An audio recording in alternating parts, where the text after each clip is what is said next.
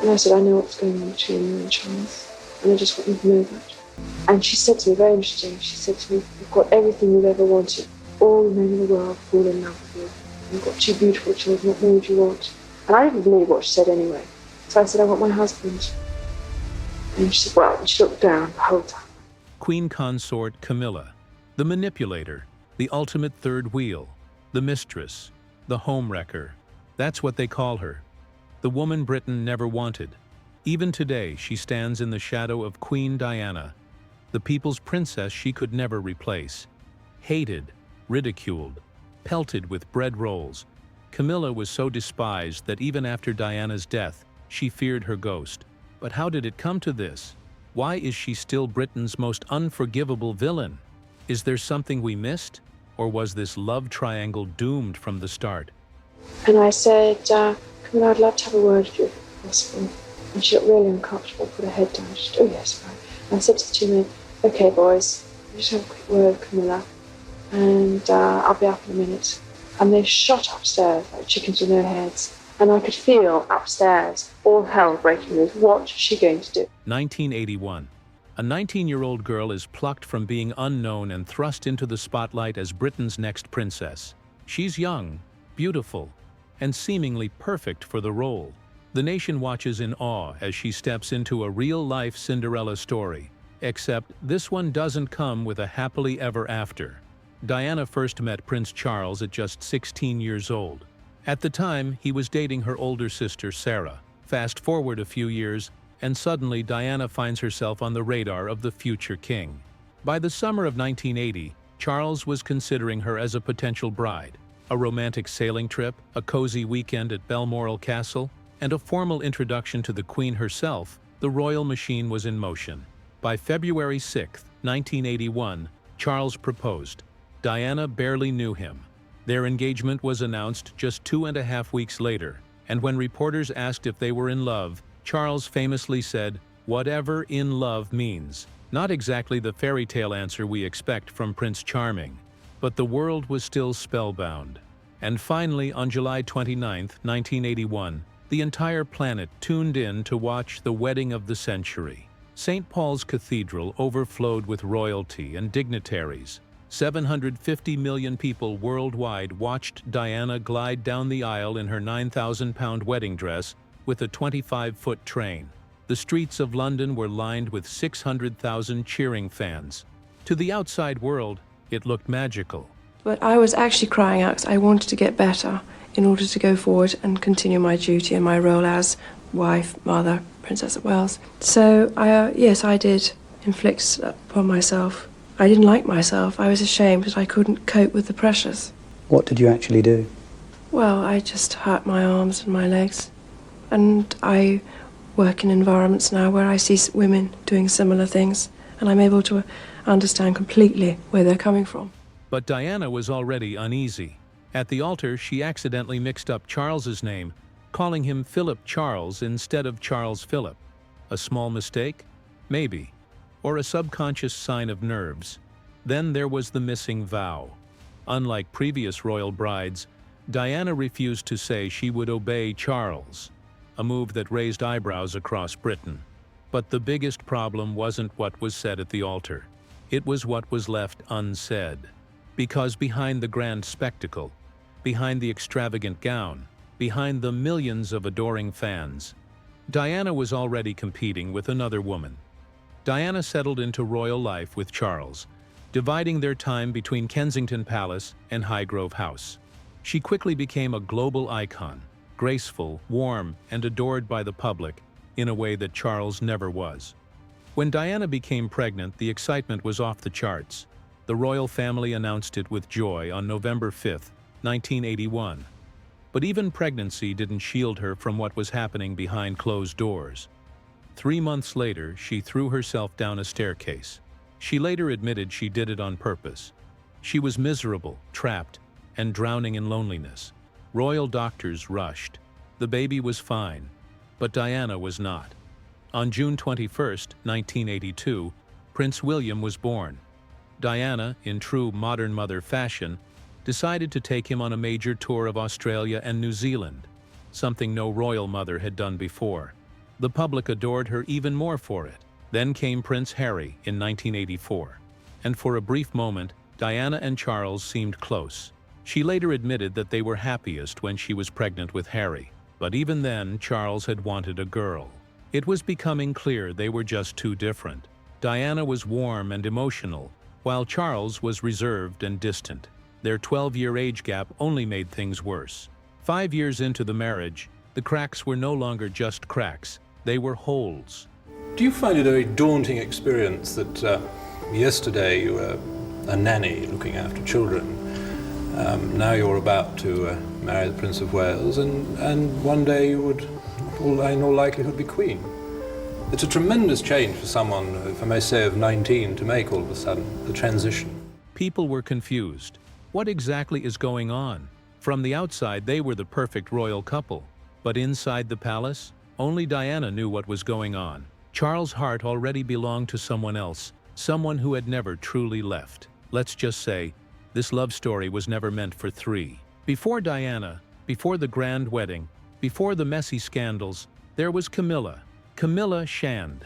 It all started at a polo match at Windsor Great Park in the early 1970s. A young, dashing Charles met Camilla Shand, and her first words to him were, "My great-grandmother was the mistress of your great-great-grandfather. I feel we have something in common." That was it. They laughed, they clicked, and soon they were inseparable. For 2 years, they were in a relationship. Charles was smitten. But then, duty called. He was sent off to sea with the Royal Navy, and by the time he returned, Camilla was married to someone else. While Charles was away, Camilla married Andrew Parker Bowles in July 1973. And well, Andrew had previously dated Charles's sister, Princess Anne. Yes, everything had been a tangly mess from the very beginning. Camilla went on to have 2 children, Tom and Laura Parker Bowles, and continued her life as a respectable military wife. But Charles never moved on. She was still in his life. He became Tom's godfather. The future King of England was now spiritually tied to his ex's son. And when it came time for Charles to find a wife, Camilla never really left the picture. Fast forward to 1981, and Charles was already engaged to Diana, but something felt off. The first major sign was the bracelet. Just before the royal wedding, Charles gifted Camilla a bracelet engraved with F and G, short for their nicknames, Fred and Gladys. And Diana found out. She was heartbroken, confused, and angry. But that wasn't all. While opening wedding gifts, she discovered an engraved necklace meant for Camilla. She confronted Charles. And what did he say? A certain amount of time would always be put aside for Camilla. Yes, he said that on the eve of their wedding. Diana still went through with it. The world watched in awe. The cameras flashed, and she officially became the Princess of Wales. But deep down, she knew she was alone in this marriage. The dream was over before it even began. Diana later revealed that on their honeymoon, Charles was wearing cufflinks gifted by Camilla, engraved with intertwined C's, the phone calls, the secret meetings. Diana wasn't imagining things. Camilla was still there. "There were 3 of us in this marriage, so it was a bit crowded," Diana later said. She wasn't wrong. By 1986, Charles and Camilla began their affair. Both were still married, but that didn't matter. Diana knew everything, yet she didn't dare to say anything. She spiraled into depression and eating disorders. She was miserable, living in a fairy tale-turned prison. But Diana wasn't one to suffer in silence. By the late 80s, things were no longer just whispers behind palace walls. There were rumors, leaks, headlines. By 1986, Diana was allegedly involved with James Hewitt, a former cavalry officer, and she didn't deny it. In her famous Panorama interview, she openly admitted to an affair with Hewitt. At this point, she didn't care anymore. Charles had done it first, and the whole world knew it. Things were tense. The question wasn't if this marriage would collapse, it was when was it going to happen, and when it did, it shook the entire world. By the early weeks of 1993, Britain had seen its fair share of royal scandals, but nothing, absolutely nothing, prepared the public for what was about to unfold. The Camilla Gate tapes dropped like a nuclear bomb. It was January 17, 1993, when a tabloid published a leaked transcript of an intimate phone call between Prince Charles and Camilla Parker Bowles from 1989, back when both were still married to other people. At first it seemed like the usual whisperings of lovers, sweet nothings and longing sighs. But then Charles said something that Britain will never forget. Charles: "Oh God, I'll just live inside your trousers or something. It would be much easier." Camilla: "What are you going to turn into, a pair of knickers?" Charles: "Or, God forbid, a Tampax, just my luck." Camilla: "You are a complete idiot." The world collectively gagged. A future king wanted to be. A tampon. Britain, a nation built on tea, politeness, and royal decorum, lost its mind. The British press went into a frenzy. Late-night TV hosts had a field day. Every pub, every office, every kitchen table in the country was buzzing with disgust. Even Diana, who had known for years about Charles' affair, was said to be genuinely shocked. She reportedly told friends, "It's just sick."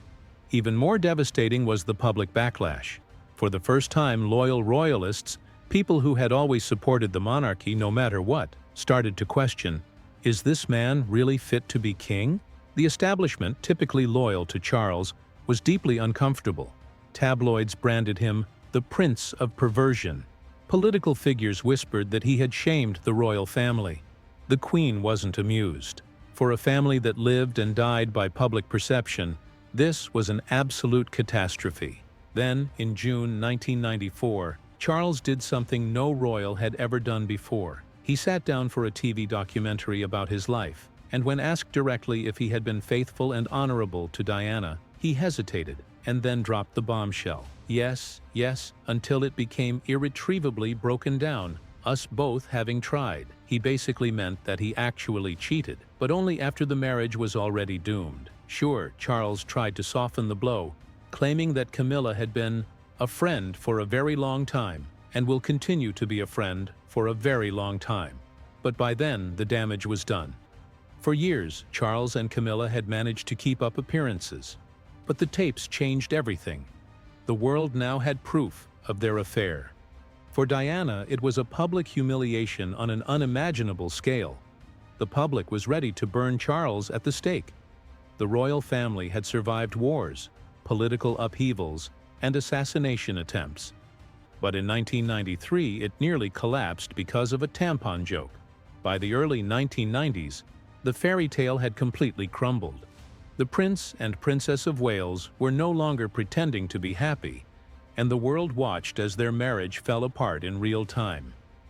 But if Charles thought he could quietly end things and ride off into the sunset with Camilla, he was gravely mistaken. Diana wasn't just going to walk away. Even as her marriage deteriorated, Diana's only shined brighter. She threw herself into charity work, championing causes that most royals wouldn't touch with a 10-foot scepter. She worked with AIDS patients at a time when the world was still gripped by fear and stigma. She held the hands of leprosy patients, visited landmine victims, and tirelessly advocated for the homeless and underprivileged.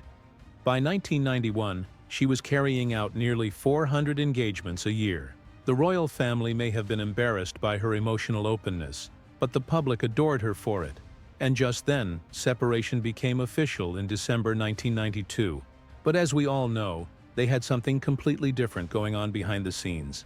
They had been living separate lives for years. And by 1995, Camilla was the most hated woman in Britain, and Diana was about to take her revenge in the most spectacular way possible. On November 20th, 1995, Diana sat down for one of the most explosive interviews in history. It was a quiet Monday night.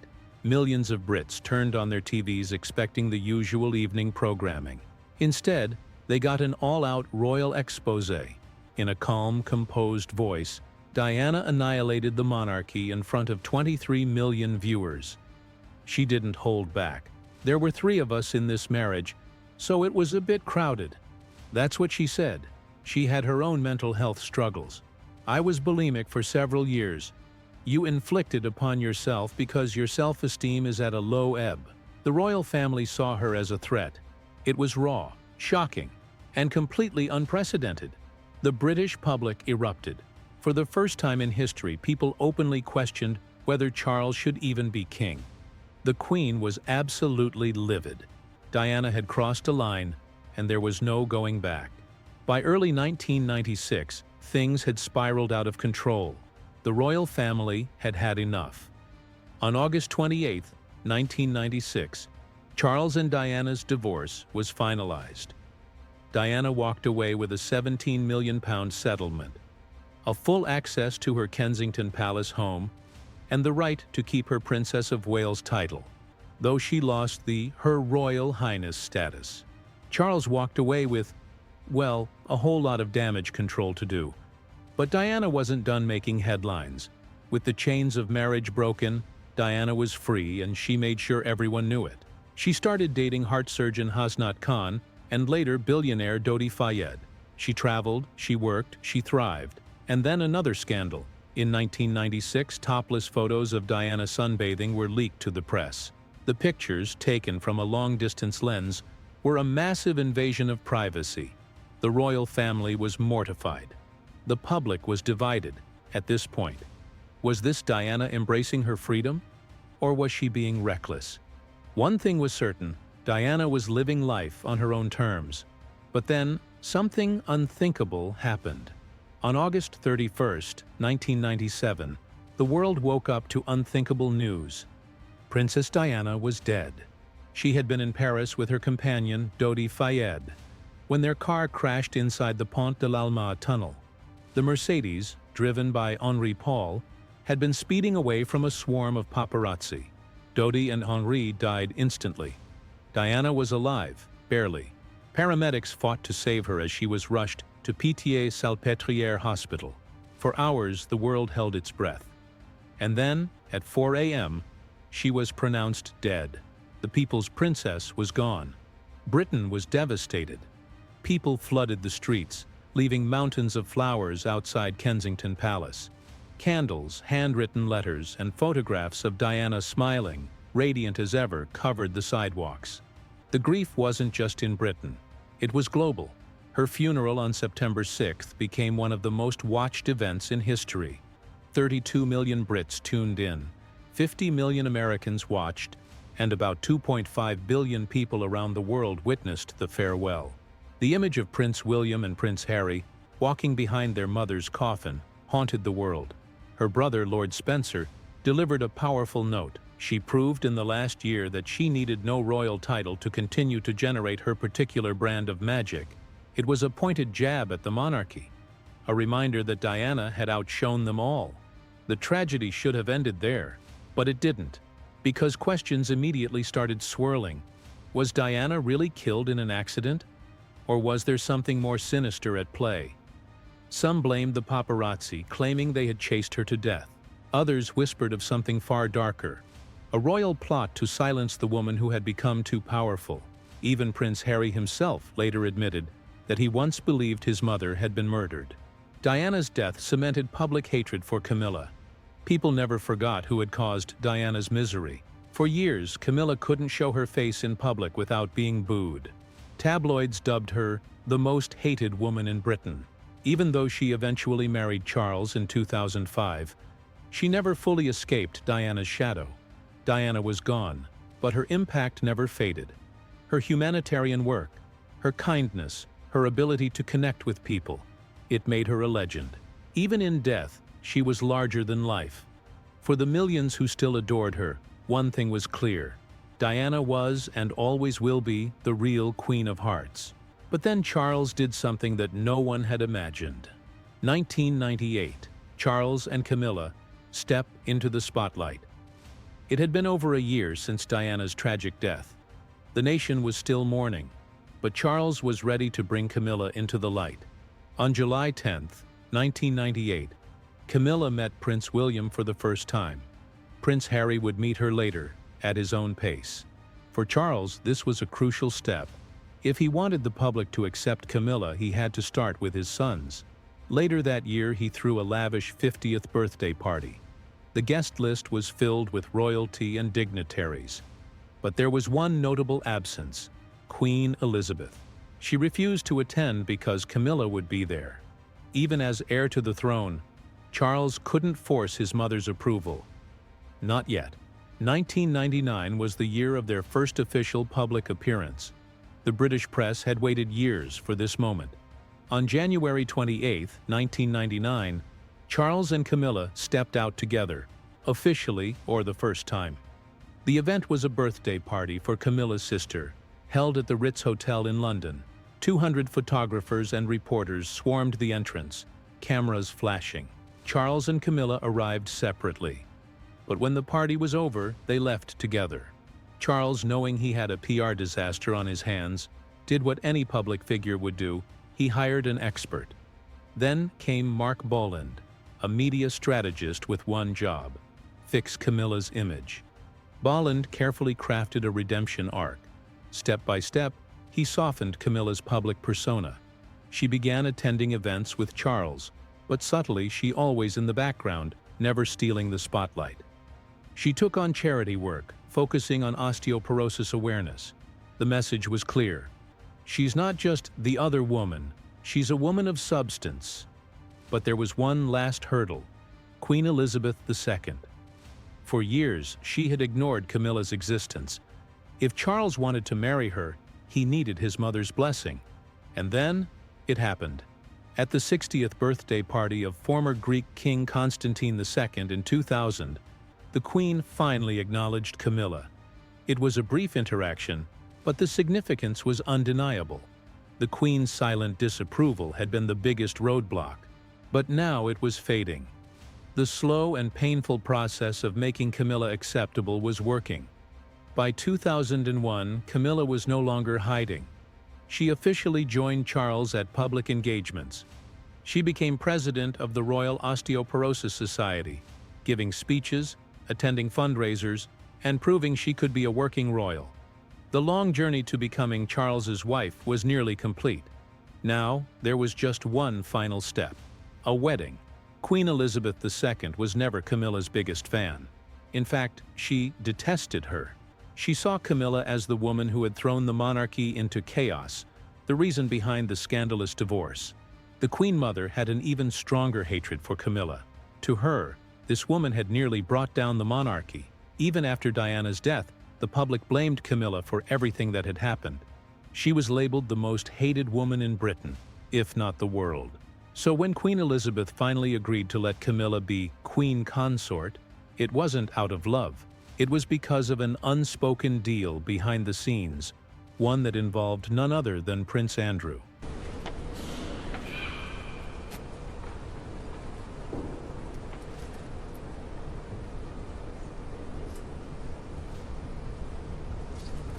After Diana's passing, the mission of royalties now was to make the British public tolerate Camilla Parker Bowles. It was called Operation PB, aka Parker Bowles. Charles hired PR experts to rehabilitate Camilla's image, carefully placing her in the background at royal events, associating her with charity work. In her slow rebranding, 2000 marked the turning point. Charles's PR team celebrated it. This was the royal seal of approval they had been waiting for. After that, the public appearances increased. The media caught Charles and Camilla kissing at an event for the National Osteoporosis Society. She attended the Queen's Golden Jubilee in 2002, sitting in the royal box behind Her Majesty. By 2003, she moved into Clarence House, Charles' official residence, and by 2004, Camilla was seen by Charles's side at almost every official event. The media began speculating. When will they announce the engagement? Polls showed that Britain was softening. The backlash from Diana's loyal supporters was still there, but the tide was turning. The day had finally arrived. On February 10, 2005, Clarence House officially announced that Charles and Camilla were engaged. Charles presented her with a family heirloom, a diamond ring that once belonged to his grandmother. But the engagement was not without controversy. Charles, as the future head of the Church of England, was marrying a divorcee. For some, this was still scandalous, but Queen Elizabeth, Prime Minister Tony Blair, and the Archbishop of Canterbury Rowan Williams all gave their approval. Even so, the public reaction was mixed. Clarence House received 25,000 letters. 95% of them were supportive, but 908 letters, were hate mail, some so extreme that they had to be sent to the police. The wedding was originally scheduled for April 8, 2005. It was supposed to be a civil ceremony at Windsor Castle, but there was a legal issue. If Windsor Castle obtained a civil marriage license, it would have to be available for public weddings for an entire year. And the royal family was not about to turn Windsor Castle into a wedding venue. So the ceremony was moved to the Windsor Guildhall. Then another delay. Pope John Paul II had died, and Charles needed to attend his funeral. The wedding was pushed one day later, April 9, 2005. It was nothing like Diana's grand fairy tale wedding. No Westminster Abbey, no massive crowds, and notably, neither the Queen nor Prince Philip attended the ceremony. Instead, Prince William and Camilla's son, Tom, served as witnesses. The Queen did, however, attend the blessing at St. George's Chapel. Afterward, she hosted a reception for the couple at Windsor Castle. Performers included the St. George's Chapel Choir, the Philharmonia Orchestra, and a Belarusian opera singer. It was a subdued but significant affair. After 8 long years of public resistance, Charles had finally convinced the monarchy and most of Britain to accept Camilla as his wife. But even then, the Queen wasn't fully convinced. She had allowed the marriage. She had tolerated Camilla. But she still made Charles promise one thing. Camilla would never be queen. She would only be Princess Consort. At least, that's what Charles promised. But behind closed doors? He never intended to keep that promise. For 17 years, he lobbied the Queen to change her mind. She resisted. Not because she still disliked Camilla. By then, she had warmed up to her a bit. But because she knew that the public would never fully accept it. Making Camilla queen would be a dangerous move for the monarchy. When Camilla married Charles, she stepped into a world where every glance, every gesture, and every whispered word was scrutinized. As the new Duchess of Cornwall, she automatically ranked as the second highest woman in the British order of precedence, at least on paper. In reality, she was still the woman who had walked through fire to stand beside Charles, and the public wasn't going to forget that anytime soon. The Queen, however, knew how to play the long game. 2 years into the marriage, Camilla was granted subtle but significant tokens of royal approval. She was seen wearing the Greville tiara, a dazzling headpiece once owned by the Queen Mother. Then came the Royal Family Order of Elizabeth II, a sign that she was, whether people liked it or not, officially part of the firm. But for all the gold and glitter, Camilla's place in the monarchy was delicate. Behind palace doors, adjustments were made to the royal order of precedence, placing her below blood princesses like Anne and Alexandra for private occasions. It was a quiet but telling move. The Queen knew that titles and tiaras could be given, but public affection had to be earned. While Charles had Clarence House as his official residence, Camilla never fully abandoned her old life.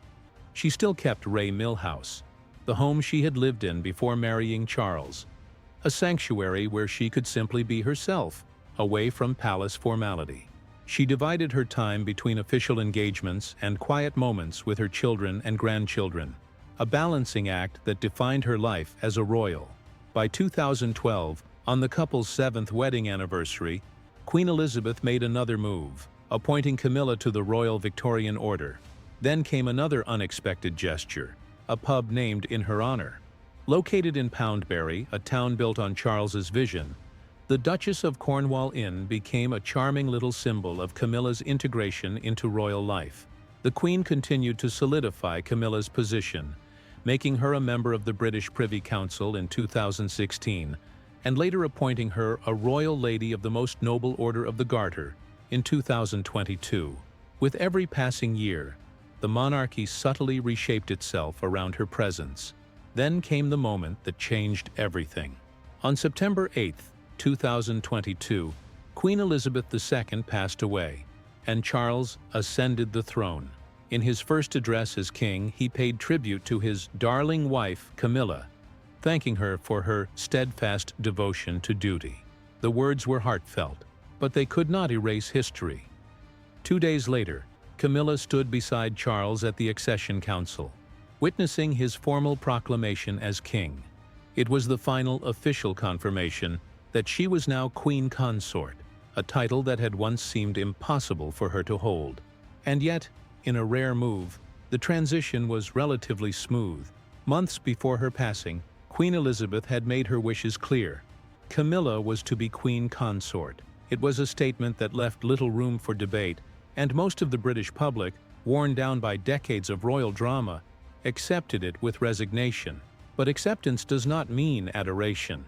The royal family knew that Camilla's image needed a serious facelift. Behind palace walls, a massive PR campaign was set in motion. Her charity work amplified. The polls, however, told a different story. With the Queen gone, Charles wasted no time in making it official. Camilla was now Queen Consort. It was a title that had been carefully planned, but the reaction was immediate and harsh. Social media erupted in fury, with hashtag #NotMyQueen trending worldwide. The question that echoed was, would Britain ever truly accept her? For decades, Camilla had been the woman on the sidelines, the mistress, the scandal, the woman who could never quite shake Diana's shadow. But on May 6, 2023, she stepped into the very heart of the monarchy, crowned queen alongside King Charles III at Westminster Abbey. The moment was historic. Not only was she being crowned, but she was also doing so with Queen Mary's crown, the first time in 300 years that a queen consort was crowned with an existing headpiece rather than a new one. In an effort to seem modern and sustainable, the palace announced that the crown would be repurposed, resetting it with Cullinan diamonds once worn by Queen Elizabeth II. The message was clear. Camilla was not just inheriting a role, she was stepping into a legacy. While the royal family basked in the glow of their crowning moment, the internet had other plans. The coronation had barely ended when Twitter found its next target. Normally, all the ire, all the gossip, and all the think pieces were reserved for Meghan Markle. But since she was wise enough to sit this one out, the internet needed a new villain. And so, Camilla was back in the firing line. The hashtags were brutal. Camilla, the homewrecker, trended worldwide. Memes painted her as a side chick who had simply outlasted the main course. Misogyny, of course, played its part. There was no male equivalent of the term side chick. No one had ever thought to label Charles a side rooster. The royal family itself struggled for years to accept Camilla as one of their own. Prince William and Prince Harry had spent their childhoods witnessing the destruction of their mother's marriage.